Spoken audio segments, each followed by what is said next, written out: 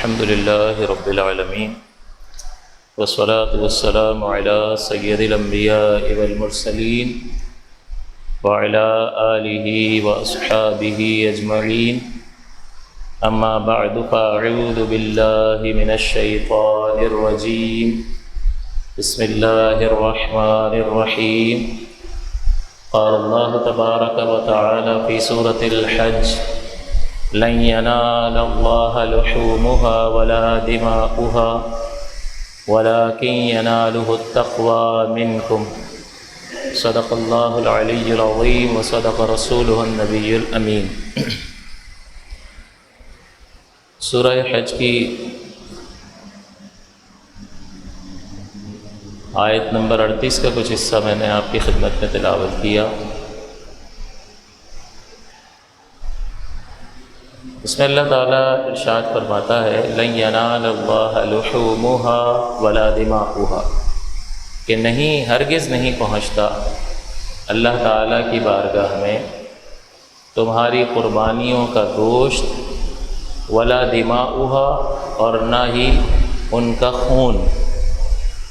پھر پہنچتا کیا ہے؟ وَلَٰكِن يَنَالُهُ التَّقْوَىٰ مِنكُمْ، لیکن تمہاری پرہیزگاری اللہ کی بارگاہ میں پہنچتی ہے کہ کس اخلاص کے ساتھ، خلوص نیت کے ساتھ اور کس مقصد کے تحت تم نے وہ قربانی پیش کی ہے۔ قربانی جو ہے اس کا مطلب یہ ہوتا ہے کہ مخصوص دنوں میں جب کسی شخص میں کچھ شرائط پائی جائیں جن کا بھی ذکر کیا جائے گا، تو مخصوص جانور کی اللہ تبارک و تعالیٰ کا قرب حاصل کرنے کی نیت سے قربانی کرنا، یہ اضحیہ کہلاتا ہے عربی میں، اور ہم اپنی زبان میں اس کو قربانی کہہ دیتے ہیں۔ تو اس میں چند چیزیں ہیں کہ مخصوص فرد ہوگا جب اس میں شرائط پائی جائیں گی، تو اس کا مطلب ہر ایک پر نہیں ہوگی، مخصوص خاص آدمی پر ہوگی۔ مخصوص وقت ہوگا، اس کا مطلب اگر وہ وقت نکل جائے گا تو پھر قربانی کا وقت نکل گیا، وہ قربانی کا وقت بھی آپ کے سامنے ذکر کر دیا جائے گا۔ تو مخصوص شخص پر مخصوص وقت میں مخصوص جانور کی قربانی، اس کا مطلب ہر جانور قربان نہیں کیا جا سکتا۔ ویسے تو حلال بہت سارے جانور ہیں، مرغی بھی حلال ہے، اسی طرح ہرن کا گوشت جو ہے وہ بھی حلال ہے، گھوڑے کا گوشت بھی حلال ہے، لیکن حضور علیہ الصلوۃ والسلام نے قربانی کے لیے چند جانوروں کو مخصوص فرمایا، خاص فرمایا، تو ان کے حلال ہونے کے باوجود ان کی قربانی نہیں ہوگی۔ مخصوص جانور جو رحمت دو عالم صلی اللہ علیہ وسلم نے خاص فرما دی ہیں ان کی قربانی ہوگی۔ تو مخصوص وقت میں مخصوص شخص پر شرائط پائے جانے کے بعد مخصوص جانور کی قربانی کیوں کریں گے؟ اللہ تعالیٰ کا قرب حاصل کرنے کی نیت سے جب کی جائے تو اسے قربانی کہتے ہیں۔ تو یہ چار چیزیں آپ یاد رکھ لیں گے تو آپ کو تعریف یاد ہو جائے گی، جس کو ہم انگریزی میں ڈیفینیشن بھی کہتے ہیں۔ اور کسی بھی چیز کی تعریف یا ڈیفینیشن اس لیے بیان کی جاتی ہے کہ اگر آپ کو تعریف معلوم ہوگی تو اس تعریف کی بنیاد پر آپ اس شے کو پہچان لوگے کہ ہاں یہ قربانی ہے۔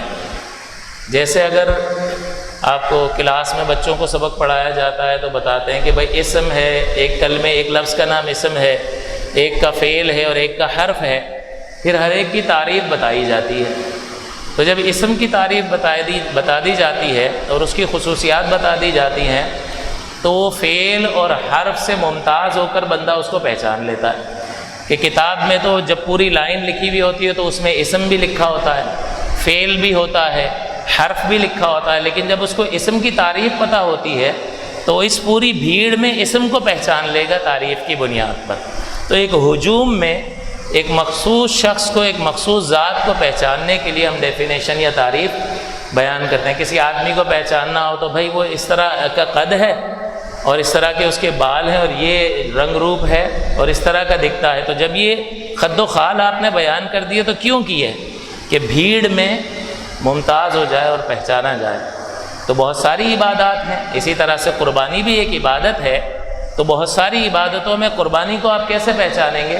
تو جب آپ کو اس کی تعریف معلوم ہوگی کہ قربانی مخصوص شخص پر مخصوص وقت میں مخصوص جانور کی قربانی اللہ کا قرب حاصل کرنے کی نیت سے کرنا، یہ قربانی کہلاتا ہے۔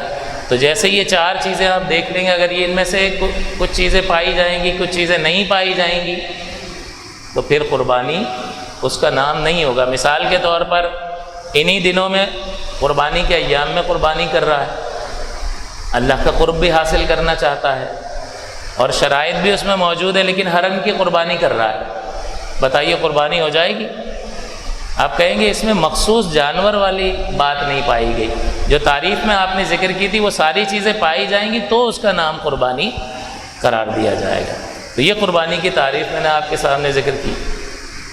اس کے بعد لوگوں کے ذہنوں میں خیال آتا ہے، کیونکہ مختلف ادوار میں اسلام دشمن قوتیں، مخالف قوتیں تو اپنا کام کرتی رہتی ہیں، تو لوگوں کے ذہنوں میں خیال آتا ہے کہ یار اتنے سارے جانور ذبح کرنے کی کیا ضرورت ہے، یہ پیسے کا ضیاع ہے اور وسائل کو ضائع کرنے کے مترادف ہے۔ تو سب سے پہلا جواب اس کا یہ ہے کہ جب اللہ اور اس کے رسول، یہ کیوں ہوا، یہ سوال پیدا کیوں ہوا؟ تو یہ فتنہ پرور لوگ جو ہیں وہ لوگوں کو شبہات میں مبتلا کرنے کے لیے اس طرح کی باتیں کرتے ہیں کہ ہاں یار بات تو ٹھیک کر رہا ہے، اتنے جانوروں کی قربانی کرنے کی کیا ضرورت ہے؟ تو وہ کس بنیاد پر بات کر رہا ہے؟ فقط عقل کی بنیاد پر بات کر رہا ہے۔ تو جو عقل کے ڈسے ہوئے لوگ ہوتے ہیں یہ ہر چیز کو عقل کے پیمانے اور کسوٹی پر تولتے ہیں، حالانکہ عقل منزل نہیں ہے۔ عقل تو اللہ تعالیٰ نے کسی چیز کو سمجھنے کے لیے اور کشف تام کے لیے عطا فرمائی ہے۔ کہ کسی نے کہا کہ گزر جا عقل سے آگے کہ یہ نور چراغ راہ ہے، منزل نہیں ہے۔ یہ راستے کا چراغ ہے، روشنی کر دے گا، آپ اس روشنی میں آسانی سے اپنا سفر طے کر لو گے، لیکن عقل ہماری منزل نہیں ہے، کیونکہ عقل خطا کرتی ہے۔ تو عقل جو خطا کرنے والا ہو اس کی پیروی کیسے کی جا سکتی ہے؟ حواس خطا کرتے ہیں تو حواس کی درستگی کے لیے اللہ تعالیٰ نے عقل عطا فرمائی۔ آپ کو بخار ہے، بخار میں آپ میٹھی چیز کھاتے ہو، کڑوی محسوس ہو رہی ہے، تو حس جو ہے وہ غلطی کر رہی ہے۔ اس وقت میٹھی چیز میٹھی محسوس ہونی چاہیے یا نہیں ہونی چاہیے؟ حواس غلطی کر رہا ہے، عقل کہتی ہے نہیں، یہاں پر یہ چیز کڑوی نہیں ہے، یہ میٹھی ہے، لیکن تمہارے منہ کا ذائقہ اس وقت بخار کی وجہ سے تبدیل ہوا ہے، اس وجہ سے یہ تمہارا حادثہ کام نہیں کر رہا اور تمہیں کڑواہٹ محسوس ہو رہی ہے۔ تو حواس غلطی کرتے ہیں تو عقل اصلاح کرتی ہے، لیکن جب عقل خطا کرے گی تو کون اصلاح کرے گا؟ جیسا کہ میں نے پہلے بھی مثال دی تھی کہ ٹرین میں سفر کر رہے ہیں تو ہمیں درخت دوڑتے ہوئے دکھائی دیتے ہیں۔ اب درخت دوڑ رہے ہیں یا ٹرین دوڑ رہی ہے؟ باغات دوڑ رہے ہوتے ہیں، سب چیزیں دوڑ رہی ہوتی ہیں، عقل کہہ رہی ہے کہ بھئی درخت دوڑ رہے ہیں، لیکن حقیقت میں آپ دوڑ رہے ہیں ٹرین کے ساتھ، لیکن بندہ کہتا ہے میں تو بیٹھا ہوا۔ تو عقل بھی خطا کرتی ہے، تو جب عقل خطا کرتی ہے تو عقل کو پیدا کرنے والا وحی کے ذریعے سے اس کی اصلاح فرماتا ہے۔ وحی کے ذریعے سے کون سی چیز ہمیں ملی ہے؟ جو نبیوں کے ذریعے سے شریعت مطہرہ اور ایک کامل ضابطہ حیات اور قانون ہمیں ملا ہے، وہ عقل کی اصلاح کرتی ہے۔ اس کا مطلب شریعت عقل پر فوقیت رکھتی ہے۔ تو ایک مسلمان کے سامنے جب اس طرح کا اعتراض کیا جائے گا تو وہ کیا جواب دے گا کہ بھائی میں کیا کروں؟ عقل کہتی ہے، بظاہر عقل کہہ رہی ہے، حالانکہ اس کا بھی رد ہو جائے گا کہ عقل بھی غلط فیصلہ، یہ آپ کے ذہن میں ایک فطور ہے اور ایک غلط مقصد حاصل کرنا چاہ رہے ہو تو غلط استدلال کر رہے ہو، عقل بھی منع نہیں کر رہی ہے۔ لیکن چلو for the sake of argument, بر تقدیر تسلیم استدلال اور بحث کے طور پر آپ کی بات مان لیتے ہیں کہ وسائل کا ضیاع ہے، عقل منع کرتی ہے کہ نہیں کرنا چاہیے، اتنی قربانی، اتنے پیسے خرچ نہیں کرنے چاہیے، غریبوں کو دے دینے چاہیے۔ تو بندہ یہ کہتا ہے کہ بھائی عقل ایک طرف ہے اور ایک طرف اللہ اور اس کے رسول کا حکم ہے، میں کس کو مانوں؟ مسلمان کیا کہے گا؟ اگر اللہ اس کے رسول کا حکم نہ ہو اور عقل کا فیصلہ اللہ اور اس کے رسول کے حکم کے مقابلے میں نہ ہو، اس سے ٹکراتا نہ ہو، تو عقل سے آپ ہزارہ فائدے اٹھائیں، آپ کاروبار کریں، آپ انویسٹمنٹس کریں، آپ اپنے بچوں کے مستقبل کے بارے میں فیصلہ کریں، عقلی طور پر کہاں رہنا ہے، کہاں نہیں رہنا، کیا کھانا ہے، کیا نہیں کھانا ہے، کیا پہننا ہے، کیا نہیں پہننا، کہاں جانا ہے، کہاں نہیں جانا، کون سی گاڑی میں سفر کرنا ہے، کس میں نہیں کرنا۔ عقل کی بنیاد پر انسان ہزارہ فیصلے کر رہا ہوتا ہے، اور اس عقل ہی کی بنیاد پر انسان اور حیوان میں فرق ہو جاتا ہے کہ انسان اپنے لیے فائدے والی چیزوں کو جمع کرتا ہے، نقصان والی چیزوں کو اپنے آپ سے دور کرتا ہے، یہ عقل کا تقاضا ہے۔ لیکن جانور کیا کرتا ہے؟ کتے کو پیاس لگے گی تو وہ نالی میں منہ مار کر اپنی پیاس بجھا لے گا، انسان نہیں کرتا۔ وجہ کیا ہے؟ عقل کی بنیاد پر۔ تو اگر عقل جو ہے وہ شریعت سے ٹکراتی نہیں ہے تو ٹھیک ہے، اللہ تعالیٰ کی طرف سے ایک انعام ہے۔ پاگل کو دیکھ لو اور ایک عقل مند کو دیکھ لو، فرق نظر آتا ہے یا نہیں؟ اور پاگل مکلف ہی نہیں ہے کہ جب ہم کوئی کہتے ہیں کہ بھئی نماز فرض ہے تو عاقل بالغ، تو عاقل کیوں کہتے ہیں؟ اس لیے کہ عقل ہوگی تو خدا کے خطاب اقیم الصلاۃ کو سمجھے گا نا۔ تو اللہ تو پاگلوں سے خطاب ہی نہیں کر رہا، جو سمجھ نہیں پاتے وہ معذور ہیں اللہ تعالیٰ کی طرف سے، تو ان سے تو خطاب ہی نہیں۔ تو عقل جو ہے وہ اللہ تعالیٰ کے خطاب کو سمجھنے کی جو ہے وہ استعداد اور قوت ہے، اور اس کے بعد بندہ مکلف ہوتا ہے، تو اللہ کا انعام ہے عقل۔ لیکن عقل جب اللہ کے حکم سے ٹکرائے گی تو بتائیے کس کی بات مانیں گے؟ حضور علیہ الصلوۃ والسلام نے ارشاد فرمایا کہ یہ قربانی جو ہے اللہ تعالیٰ کو ان دنوں میں خون بہانے سے زیادہ کوئی عمل محبوب نہیں ہے۔ اب اللہ کے رسول اللہ کی جانب سے دی گئی ہدایت کی روشنی میں ہمیں یہ تعلیم دے رہے ہیں کہ ان 3 دنوں میں اور 2 راتوں میں جانور کا خون بہانے سے بہتر، یعنی قربانی کرنے سے بہتر کوئی عمل نہیں ہے۔ اور عقل مند یہ کہہ رہا ہے کہ بھئی غریبوں کو دے دو، تو کس کی بات مانیں؟ اللہ اور اس کے رسول کی بات مانیں گے، کیونکہ اللہ اور اس کا رسول عقل پر فوقیت رکھتے ہیں۔ کامل علم کس کا ہے؟ اللہ کا علم کامل ہے۔ تو کامل علم والے کے پیچھے چلیں گے یا خطا کرنے والی عقل کے پیچھے چلیں گے؟ عقل بھی یہی کہتی ہے کہ کامل کے پیچھے چلیں گے۔ تو حضور تو ابھار رہے ہیں ایک طرف کہ قربانی کرو اس دن میں، خون بہانے سے زیادہ اللہ کو کوئی عمل محبوب نہیں ہے، تو عقل ایک دوسرا عمل لے کر آ رہی ہے کہ غریبوں کی مدد کر دو، اتنا پیسہ ضائع کرنے کی کیا ضرورت ہے؟ کیا صحابہ کرام علیہم رضوان سے حضور کوئی حکم انہیں ارشاد فرماتے تھے تو صحابہ یہ عرض کرتے تھے کہ حضور کیوں؟ بس آمنا و صدقنا، حضور نے فرما دیا، کیونکہ وہ فائنل اتھارٹی ہیں، سپریم اتھارٹی ہے، اللہ تعالیٰ فائنل اتھارٹی ہے، مستقل بذات ہونے کے اعتبار سے کہ وہ کسی کا محتاج نہیں ہے، وہ جو چاہے حکم فرما دے۔ ان اللہ یحکم ما یرید، اللہ تعالیٰ حکم فرما دیتا ہے جو چاہتا ہے، اس کی سلطنت ہے، اس کی بادشاہت ہے، بادشاہت میں بادشاہ جیسا چاہے گا حکم فرمائے گا، اور وہ حکیم بھی ہے کہ اس کے سارے احکامات وہ جو بھی حکم فرماتا ہے، چاہے اس کی حکمتیں، اس کے فوائد ہمیں سمجھ میں آئیں یا نہ آئیں، اپنے اندر کروڑوں فوائد انسان کے لیے اور مخلوق کے لیے رکھ رہے ہوتے ہیں۔ تو اللہ تعالیٰ جو چاہے حکم فرمائے، وہ سپریم اتھارٹی ہے، اور اس کی عطا سے اللہ کے حبیب احکامات ارشاد فرماتے ہیں، چیزوں کو حلال بھی فرماتے ہیں اور ہمیں منع بھی فرما دیتے ہیں، روک بھی دیتے ہیں۔ بہت ساری چیزوں کے احکامات حضور نے بیان فرمایا، قرآن میں موجود نہیں ہیں۔ تو آپ بتائیے اللہ اور اس کے رسول کا حکم آئے تو بندہ یوں، صحابہ یوں کہتے تھے کہ کیوں؟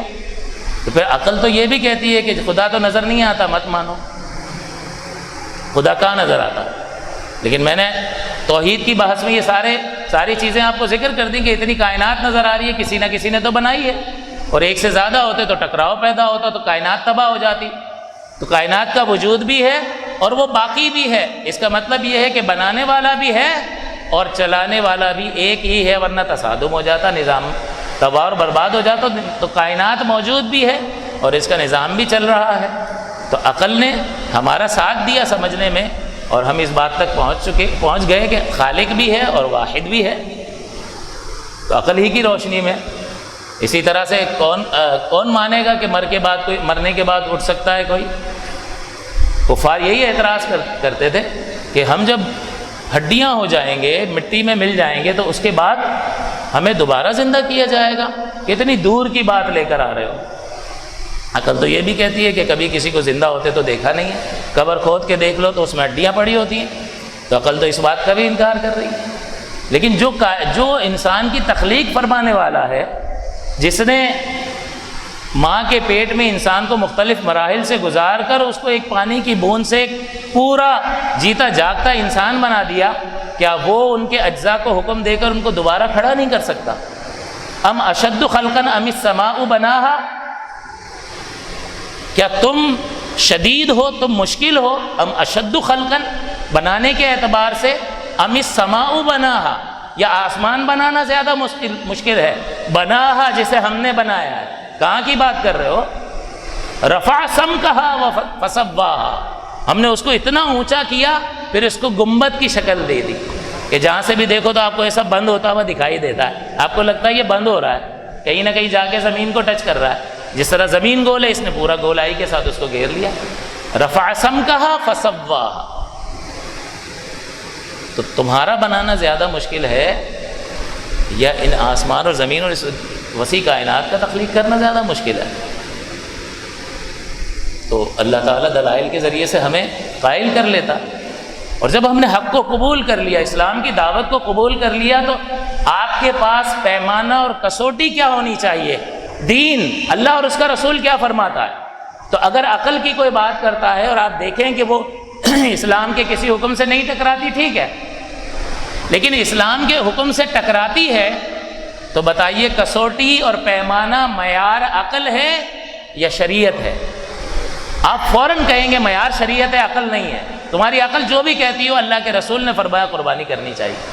حضور فرماتے ہیں کہ یہ قربانی قیامت کے دن اپنے کھروں کے ساتھ، اپنے بالوں کے ساتھ اور اپنے سینگوں کے ساتھ آئے گی. حضور نے جن اعضاء کا ذکر کیا وہ آپ کھاتے بھی نہیں ہو، پھینک دیتے ہو. وہ اعضاء کے جن کو آپ استعمال میں نہیں لاتے ہیں، حضور فرماتے ہیں یہ اپنے ان تمام اعضاء کے ساتھ لایا جائے گا اور پھر تمہیں اجر دیا جائے گا. لہٰذا اسے خوش دلی سے کرو. تو اللہ کے رسول نے کیا فرمایا کہ خوش دلی سے کرو. تو جب بھی آپ یہ دیکھیں، آپ کو میں ایک معیار دے رہا ہوں سوچ اور فکر، کہ اگر کوئی عقلی بات کرتا ہے، عقل کی بات کرتا ہے اور وہ اللہ اور رسول کے کسی حکم سے ٹکراتی ہے، تو ہمارا معیار شریعت ہے، اللہ اور اس کے رسول کا حکم ہے. اگر عقل شریعت کے تابع ہے بالکل ٹھیک ہے، اگر مقابل ہے اور ٹکراؤ پیدا کر رہی ہے تو عقل کی بات نہیں مانی جائے گی بلکہ شریعت کی بات مانی جائے. اور جہاں تک اس بات کا تعلق کہ یہ مال کا ضیاع ہے، اتنا گوشت، تو آپ نے کہیں کسی کو گوشت اتنی قربانی کے باوجود کسی کو سڑکوں پر رانے پھینکتے ہوئے دیکھا؟ ایک بوٹی کوئی نہیں پھینکتا ہے، سب فریز کر لیتے ہیں اور استعمال کرتے ہیں اور غریبوں میں تقسیم ہوتا ہے. بلکہ دیگر ممالک میں جو قربانیاں کی جاتی ہیں وہاں سے گوشت جو ہے سعودی عرب وغیرہ وہاں سے ایکسپورٹ کیا جاتا ہے غریب ممالک میں. اسی لیے یہ اللہ تعالیٰ کی مہمانی کے دن ہیں، اور ان 4 دنوں میں روزہ رکھنا مکروہ تحریمی ہے. حرام کے نزدیک بندہ روزہ رکھے گا تو گناہ گار ہوگا. تو اللہ تعالیٰ نے مہمانی فرمائی ہے تمام مخلوق کی اپنی اس نعمت کے ذریعے سے. تو کہاں مال کا ضیاع؟ بلکہ کھال کے لیے کیسی لڑائی ہوتی تھی کچھ سال پہلے تک، تو کھال تک کوئی نہیں چھوڑتا ہے، تو کوئی چیز ضائع نہیں ہو رہی ہے.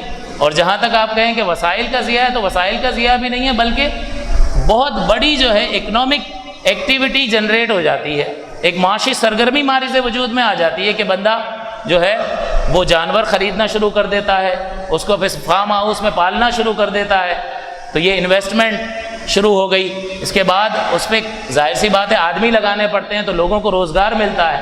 پھر چارہ وغیرہ کھلانے کے لیے چارے والے کا کاروبار چل رہا ہے. اس کے بعد جب منڈیوں تک لایا جا رہا ہے تو منڈیوں تک لانے کے لیے ٹرانسپورٹر کا کام چل رہا ہے. اور اس کے بعد فروخت کرنے کے بعد گھروں تک لانے کے لیے پھر ٹرانسپورٹر کا، سوزوکی والوں کا کام چل رہا ہے. تو کتنا بڑا اکنامک سائیکل ہے. اس کے بعد کسائیوں کی عید ہو جاتی ہے ان 3 دنوں میں، جو چاہیں دام لگائیں. تو یہ کتنی بڑی معاشی سرگرمی ہے جس کو یہ اللہ تعالیٰ کا ایک حکم جنریٹ کر رہا ہے اور خوشحالی کا باعث بن رہا ہے. اور تم اس کو کہتے ہو کہ یہ وسائل کا ضیاع نہیں ہے، بلکہ یہ بہت بڑی اکنامک ایکٹیویٹی کو جنریٹ کرنے والا ہے، بہت بڑی معاشی سرگرمی کا سبب بننے والا ہے. پھر کھالوں کا اور چمڑے کا جو بزنس جس عروج پر پہنچتا ہے، اور پھر ہم اس کو ایکسپورٹ کرتے ہیں، اور ایکسپورٹ کے نتیجے میں فورن ایکسچینج زر مبادلہ ہمیں حاصل ہوتا ہے، جو ہمارا بیلنس آف پیمنٹ آج بگڑا ہوا ہے کہ 20 ارب ڈالر جو ہے، 100 ارب ڈالر کی ایکسپورٹ کرتے ہیں تو 120 روپے کی 120 کی منگوا لیتے ہیں. تو 20 ارب ڈالر بھرنے ہی بھرنے ہیں، تو وہ ڈالر تو ہم یہاں چھاپتے نہیں ہیں، تو پھر قرضہ لینا پڑتا.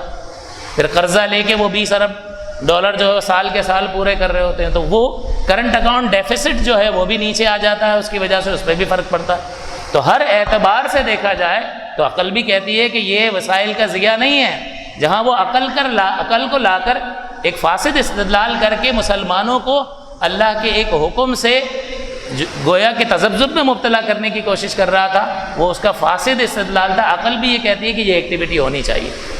تو عقلاً اور نقلاً، یعنی نقل کا مطلب حضور علیہ الصلوۃ والسلام سے ہمیں اللہ کی طرف سے یہ حکم ملا، تو نقل ہوتا ہوا حکم آیا نقل کے اعتبار سے بھی مفید کہ بس اللہ اور اس کے رسول کا حکم آ گیا، آمنا و صدقنا. اور عقل بھی اس بات کی توثیق کرتی ہے. اور اصل یہ ہے کہ جہاں آپ نے کہہ دیا کہ اتنا گوشت اور اتنی قربانی، تو سمجھنے کی ضرورت یہ ہے کہ شریعت مطہرہ کا مقصد قربانی سے ہے کیا؟ شریعت کا مطلب اور مقصد گوشت کا حاصل کرنا ہے ہی نہیں، گوشت کا حاصل کرنا ہے ہی نہیں، اس میں تو اللہ تعالیٰ کا قرب حاصل کرنا ہے کہ تمہاری قربانیوں کا نہ گوشت اللہ کو پہنچتا ہے نہ اس کا خون پہنچتا ہے، وَلَٰكِن يَنَالُهُ التَّقْوَىٰ مِنكُمْ، لیکن تمہارے دل کا تقویٰ، تمہارا نیت کا خلوص جو ہے وہ اللہ کی بارگاہ میں پہنچتا ہے۔ تو اس کا مطلب بندہ اللہ کا قرب حاصل کرنا چاہ رہا ہے، تو اصل قربانی کا مقصد گوشت کا حاصل کرنا ہے ہی نہیں، اللہ کا قرب حاصل کرنا ہے۔ ان صلاتي ونسكي ومحياي ومماتي للہ رب العالمین، کہ میری نماز، ان صلاتی و نسک، قربانی کو نسک کہا جاتا ہے، ونسکی ومحیایا، اور میرا جینا، ومماتی، اور میرا مرنا، للہ رب العالمین، سب اللہ کے لیے ہے جو تمام جہانوں کا پالنے والا ہے، تمام جہانوں کا مالک ہے، رب ہے۔ تو حضور کیا فرما رہے ہیں کہ میں جو قربانی کر رہا ہوں وہ اللہ کے لیے ہے۔ تو قربانی کا مقصد گوشت کا حصول نہیں ہے بلکہ اللہ کا قرب حاصل کرنا ہے۔ اور اس کی تاریخ اتنی پرانی ہے، میں نے پہلے بھی عرض کیا تھا کہ آدم علیہ السلام سے لے کر آج تک قربانی چلی آتی رہی ہے۔ حابیل اور قابیل کا جب مسئلہ ہوا تو جانور دونوں نے رکھ دی، اور پہلے کا طریقہ کار یہ تھا، اللہ تعالیٰ کا سنت الہیہ یہ تھی کہ قربانی جو ہے وہ میدان میں رکھ دی جاتی تھی، اور جس کی قربانی کو اللہ تعالیٰ نے قبول کرنا ہوتا تھا تو آسمان سے ایک آگ آتی تھی اور اس قربانی کو جلا دیتی تھی۔ تو جس کی قربانی جلا دی جاتی تھی سمجھ لو اس کی قربانی قبول ہو گئی، اور جو جلنے سے رہ گئی وہ غیر مقبول ہو گئی۔ تو اس کا سلسلہ آدم علیہ السلام سے چلتا چلا آ رہا۔ اسی طرح مال غنیمت میں بھی یہی ہوتا تھا کہ مال غنیمت جنگ ہوئی اور کافر سامان چھوڑ کر بھاگ گئے، اور جنگ کے نتیجے میں جو مال آیا اس کو مال غنیمت کہتے ہیں، اور بغیر جنگ کے جو مال ہاتھ میں آ جائے اس کو مال فے کہتے ہیں۔ تو مال غنیمت حلال نہیں تھا، جو بھی جمع ہوتا تھا جنگ کے بعد وہ ایک میدان میں رکھتے تھے، اور ایک آگ آسمان سے آتی تھی اس کو جلا دیتی تھی، قبولیت کی دلیل بن جاتا تھا۔ لیکن حضور علیہ السلام کی برکت سے حضور کی امت کو یہ فائدہ حاصل ہوا کہ اس امت کے لیے قربانی کا معیار تبدیل ہو گیا کہ اب اس طریقے سے قربانی کی قبولیت کی علامت ظاہر نہیں ہوتی، بلکہ اللہ تعالیٰ نے کرم فرمایا کہ تم قربانی کرو اخلاص نیت کے ساتھ، اور اس کا گوشت بھی تم ہی استعمال کرو۔ تو اب ہم اس گوشت سے فائدہ بھی اٹھا رہے ہیں اور قربانی بھی کر رہے ہیں، اور ایک فائدہ یہ بھی حاصل ہو رہا ہے کہ ہماری نیتوں کا پردہ بھی اللہ تعالیٰ رکھ رہا ہے، ورنہ تو آگ آ کے جلا جائے تو پتہ چلا کہ کسی کی جو ہے وہ 50,000 والی قربانی کو آگ نے کھا لیا تو گویا کہ وہ قبول ہو گئے، اور 25 لاکھ والے کا بیل ایسا ہی پڑا رہ گیا۔ تو اللہ تعالیٰ نے بڑی پردہ پوشی فرمائی کہ اس معاملے کو آخرت پر چھوڑ دیا، اور ہمیں تلقین فرما دی کہ اخلاص کے ساتھ اللہ کا قرب حاصل کرنے کے لیے قربانی کرو۔ تو قربانی کا مقصد جہاں پر اللہ تبارک و تعالیٰ کا قرب ہے، اس کے قرب کا حصول ہے، وہیں پر حضور علیہ السلام کی برکت سے ہمیں اب اس کے گوشت کے استعمال کا بھی فائدہ حاصل ہونے لگا۔ اسی طرح سے مال غنیمت جو ہے وہ بھی حضور کی امت کے لیے حلال ہو گیا، اور پھر وہ جو جہاد کرنے کے لیے جاتے تھے ان افراد میں تقسیم کیا جاتا تھا۔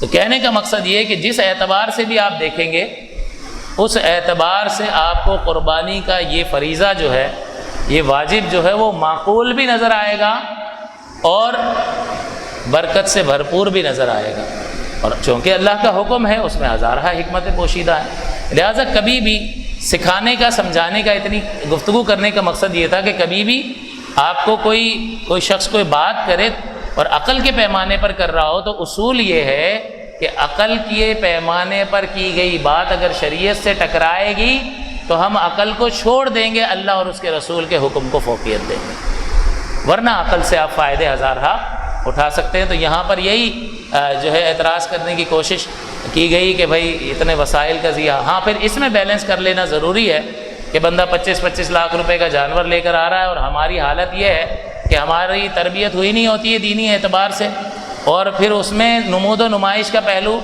نمایاں ہو جاتا ہے، اور لوگوں کو دکھاتے پھر رہے ہیں اور موویاں بنا رہے ہیں، اور آج کل یہ سوشل میڈیا ہے تو فوراً، بلکہ آج کل تو امام غزالی فرماتے پہلے یہ ہوتا تھا کہ لوگ نیک عمل کرتے تھے اور پھر ریاکاری کرتے تھے۔ یار آج تہجد میں بڑی مشکل ہوئی اٹھنے میں، لیکن میں اٹھ گیا، تو تہجد پڑھی ہے اس نے پھر بتا رہا. لیکن امام غزالی فرماتے ہیں کہ آج تو عبادت کرتا نہیں ہے اور بتاتا ہے. تہجد میں اٹھے گا نہیں پھر بھی بتائے گا. تو یہ بھی ممکن ہے کہ کسی کے بہت زبردست قسم کے لاکھوں مہنگے بیل کے ساتھ کھڑا ہو کے سیلفی بنا کے کہا اور پوچھ لے کہ بھائی کمنٹس کریں کیسا لیا ہے. تو اس کا ہے بھی نہیں اور اس کے باوجود. تو بہرحال اس میں ریاکاری کا فیکٹر ہے. اور میں نے تعریف میں ذکر کر دیا کہ اللہ کا قرب حاصل کرنے کی نیت سے قربانی کریں گے تو پھر وہ اللہ کی بارگاہ میں مقبول ہوگی. کیونکہ اللہ یہاں یہی فرما رہا ہے اس آیت پاک میں کہ تمہارے دل کا تقویٰ اللہ کی بارگاہ میں پہنچتا ہے. کہ اخلاص کے ساتھ اللہ کے لیے قربانی کی تھی یا تعریفی جملے سننے کے لیے کی تھی, اپنی نمود و نمائش کے لیے کی تھی.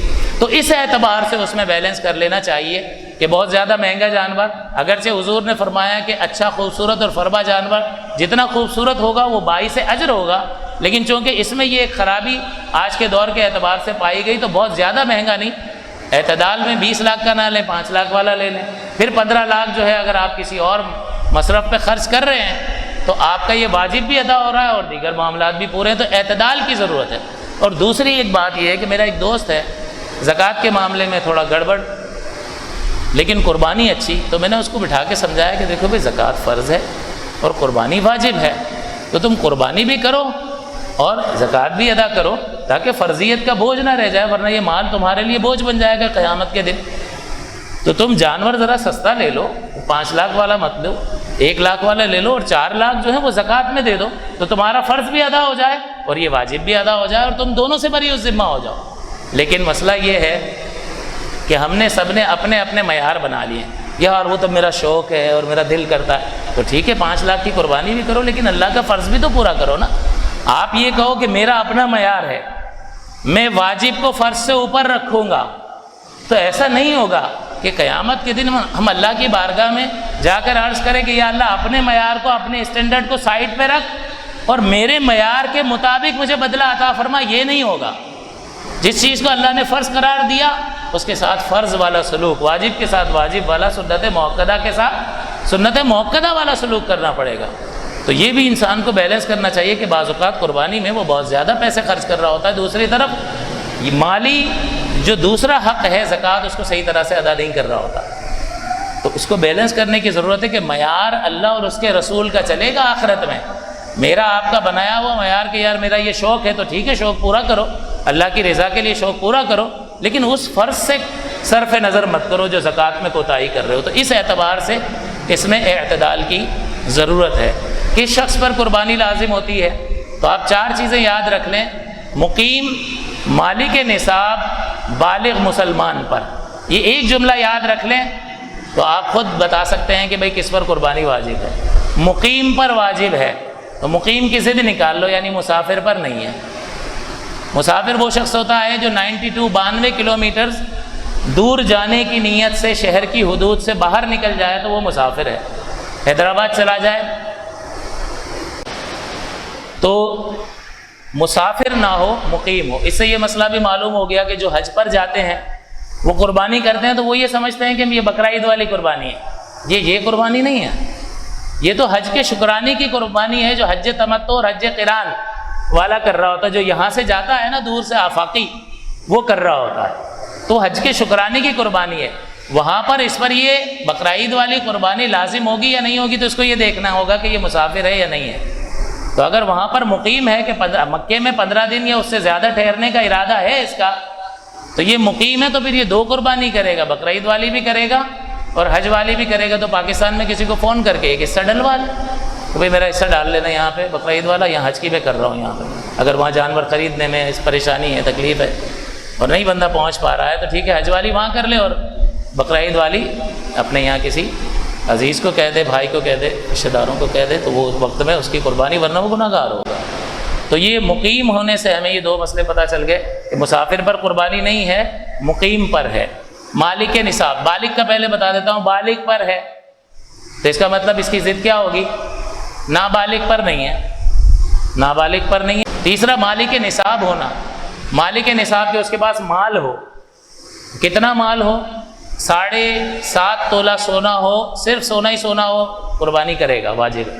اچھا میں اس کی شرعی حیثیت میں بار بار کہہ رہا ہوں, اس کی شرعی حیثیت یعنی عید الاضحیٰ والی قربانی واجب قربانی ہے، اور واجب کا پورا کرنا لازم ہوتا ہے، اور ایک بار ترک کرنا گناہ صغیرہ ہے، اور بغیر توبہ کے بار بار ترک کر دینا، 3 بار ترک کرنا، یہ گناہ کبیرہ ہے، صغیرہ کو کبیرہ بنا دیتا ہے۔ تو بہرحال میں یہ نصاب کی بات عرض کر رہا تھا کہ 7.5 تولہ سونا ہو قربانی واجب، یا 52.5 تولہ چاندی ہو قربانی واجب ہو جائے گی، یا اتنا کیش یا مال تجارت ہو کہ جس کو بیچیں تو 52.5 تولہ چاندی کے پیسے جمع ہو جائیں تو قربانی واجب ہوگی۔ اب ایک آدمی ہے، اس کے پاس تھوڑا سا سونا پڑا ہوا ہے 1 تولہ، تھوڑی سی چاندی ہے، 10-1 ہزار روپے کا مال تجارت پڑا ہوا ہے، کچھ 5,000 روپے کیش پڑے ہوئے ہیں، تو کسی بھی ایک چیز کو دیکھو تو نصاب پورا نہیں ہو رہا۔ 1 تولہ سونا 7.5 تولہ نہیں ہے، 10 تولے چاندی پڑی ہوئی ہے 52.5 تولہ نہیں ہے، اور مال تجارت 10,000 کا ہے، اس سے 10,000 سے 52.5 تولہ چاندی آتی نہیں ہے، 5,000 کیش پڑے ہیں، 5,000 سے بھی نہیں آتی۔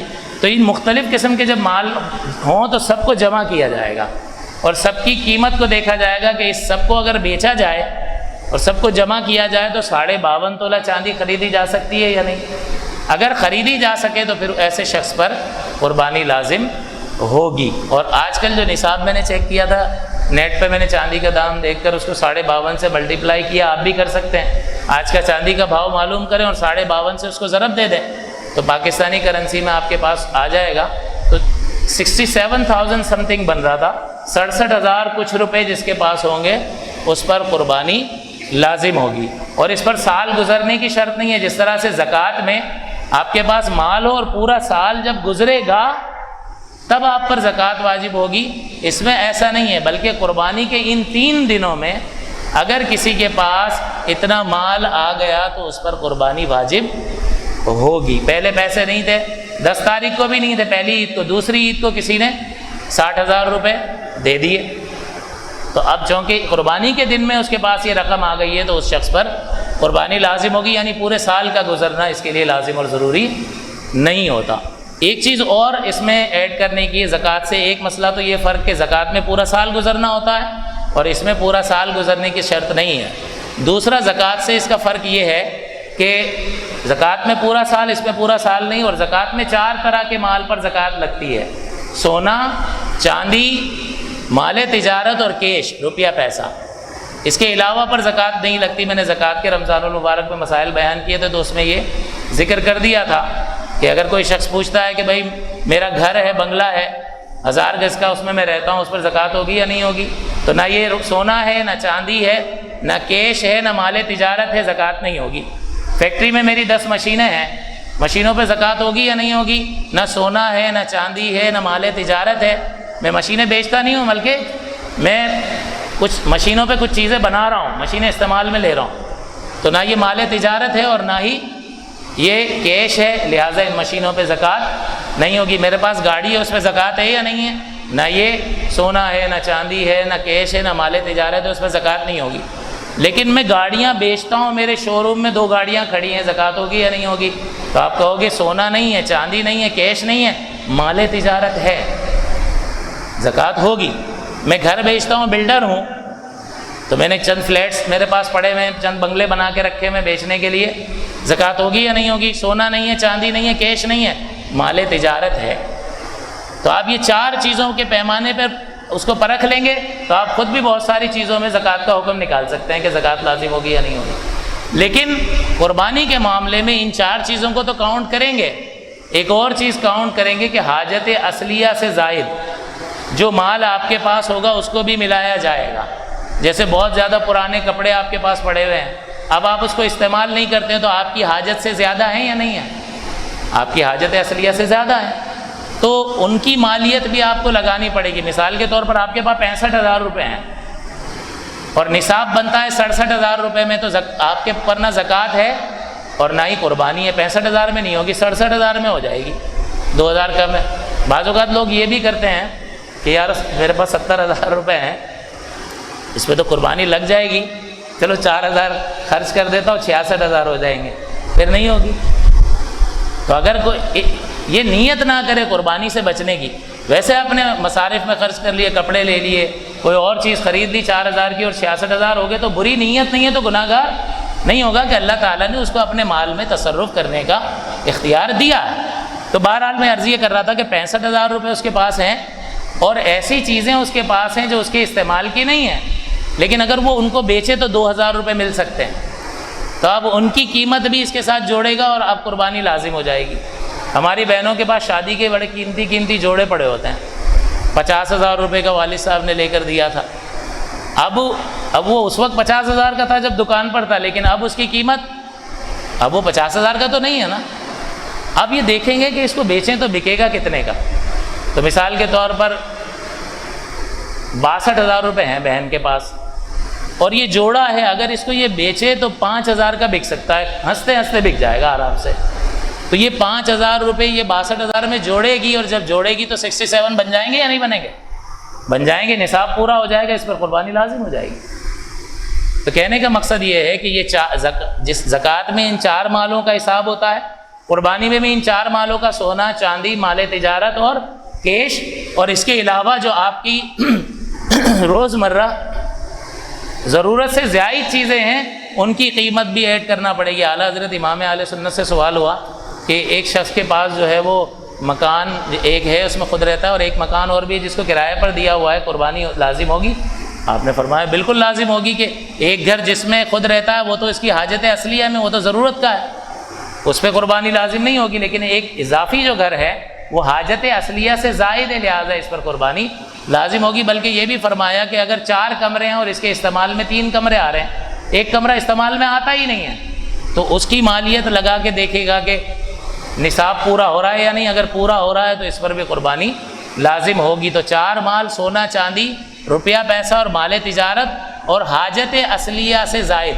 بہت ساری کتابیں، ناولز پڑھے ہوتے ہیں کہ بندہ ان کو بیچے تو 1,000-2,000 مل جائیں گے، تو جب حساب کرے تو یہ 1,000-2,000 شامل کر کے حساب کرے کہ اگر یہ 1,000-2,000 ملا کر نصاب پورا ہو رہا ہے تو قربانی لازم ہوگی۔ لہٰذا ان تمام صورتوں کو دیکھ کر بندے کو اپنا حساب کرنا چاہیے۔ مرد پر اپنی قربانی لازم ہے، خواتین پر اپنے مال کی قربانی لازم ہے، لیکن عبادات جو ہیں اللہ تعالیٰ نے 2 طرح کی لازم کی ہیں، ایک بدنی ہے، ایک مالی ہے۔ تو بدنی عبادت ایک دوسرے کی طرف سے نہیں کی جا سکتی، نائب نہیں بن سکتا اس میں۔ میری نماز آپ نہیں پڑھ سکتے، آپ کی نماز میں نہیں پڑھ سکتا، کیونکہ خالص بدن کی انوالومنٹ ہے۔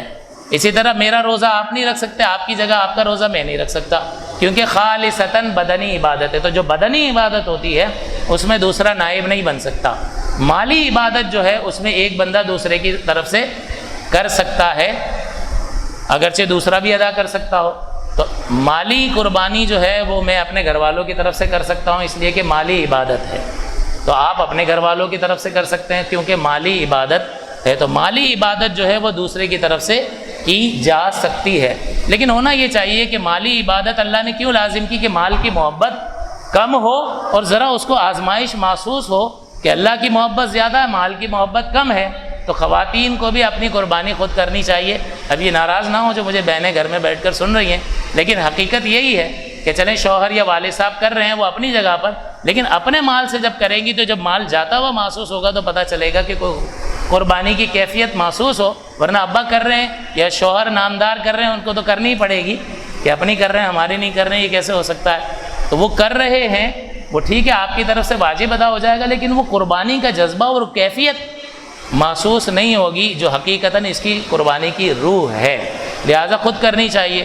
اور تیسری عبادت ہوتی ہے مالی اور بدنی کا مجموعہ، جیسے حج، اس میں بدن بھی لگ رہا ہے، اس میں مال بھی لگ رہا ہے، تو اس میں ایک دوسرے کی طرف سے اس وقت ادا کر سکتا ہے کہ جب بدن سلامت نہ ہو۔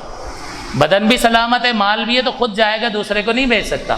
لیکن بدن سلامت نہیں ہے، اپاہج ہو گیا، فالج ہو گیا، یا بہت زیادہ بوڑھا ہے کہ حج کی صعوبتیں مشکلیں برداشت نہیں کر سکتا، تو اب بدن اس قابل نہیں ہے، تو اب خود نہیں جائے گا، بلکہ اپنے پیسوں سے دوسرے کو، بدن دوسرے کا استعمال کرے گا لیکن مال اپنا استعمال کرے گا۔ تو یہ مالی اور بدنی عبادت میں کسی کو نائب بنانے کی تفصیل ہے۔ تو لہٰذا آپ حضرات جو قربانی اپنے گھر والوں کی طرف سے کرتے ہیں تو وہ قربانی ان کی طرف سے بھی ادا ہو جاتی ہے، لیکن انہیں بتا دینا ضروری ہے۔ اور عام طور پر جب ایک معمول ہوتا ہے کہ بھائی ہماری تو والد ہی کرتے ہیں ہر سال، تو پھر ان کو بتانے کی بھی ضرورت نہیں ہے، کہ ان کو ایک ذہن میں ہے کہ والد صاحب ہمارا واجب ادا کر دیں گے اور یہ قربانی ہو ہی رہی ہے، گھر میں جانور آ رہا ہے، تو پھر بتانے کی بھی ضرورت نہیں ہے. لیکن اگر جس کی طرف سے آپ قربانی کر رہے ہیں اس کو پتہ ہی نہیں ہے اور اس کی طرف سے کر رہے ہیں تو اس کو بتانا واجب ہے تاکہ وہ نیت کر لے اور پھر ہم وہ قربانی کریں، کیونکہ نیت کے بغیر عبادت پایۂ تکمیل تک نہیں پہنچتی ہے. امید ہے کہ آپ یہ مسائل یاد رکھیں گے انشاءاللہ. جو جانور سے متعلق اور ذبح سے متعلق ضروری امور ہیں وہ اللہ نے چاہا تو اور زندگی رہی تو اگلے جمعے آپ کی خدمت میں عرض کر دیے جائیں گے. اللہ تعالی ہم سب کو اخلاص کے ساتھ قربانی کرنے کی توفیق عطا فرمائے.